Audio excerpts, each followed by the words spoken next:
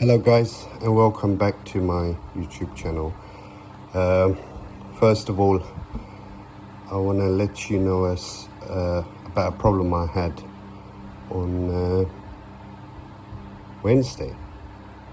Basically, 3 months ago my car had a rattling noise, and took it to Mercedes. They said they changed the shocks, rollers and stuff like this. Took the car out, same problem was happening again, and to be honest with you, I didn't have time to give the car back. So what happened on Wednesday night, I had a trip to Stepney, and it had really bad potholes.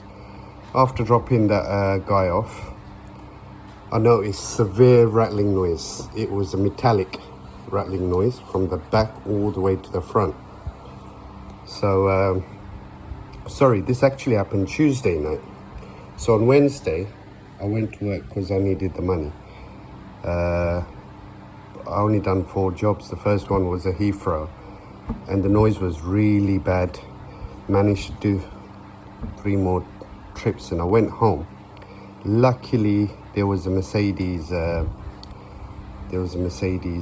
repair van outside my house. I spoke to him. He had a look, and it was the so basically he jacked up the back. There's nothing wrong. Then he jacked up the front, and when he touched the right front wheel, it was making a metallic noise. So he took the wheel out. That arm that holds the wheel, the disc that goes in, there was a bolt that was 10 times loose. Imagine, 10 times loose. And all he did is he tightened it up, put the alloy in, and it was fine. The sound went. But then the only issue I had was the alignment went. Because mine's is 4matic, I had to pay £100 for the front and the back, and the car's fine. So if you ever have rattling noises, don't automatically think it's the shock absorbers, because that's what I thought. And it ended up being something else. This is how these workshops rip money. So if your cars have rattling problems, drop me a comment, because I've had E-classes for the past 9 years now. So I know little bits and pieces. So leave me a comment, and I'll let you know if I have a solution. And the other thing is, this week I've done really well.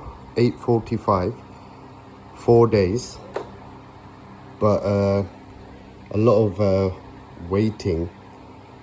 I was just patient, and I done 325 on Monday, I think 200 on Tuesday, then the rest of Wednesday and Thursday. I've done 12-hour shifts, Monday, Tuesday, Wednesday, Thursday. So to the person who left a comment saying this is old, it's not old. Last week I done 2 days, 510. The week before I done 4 days, 790.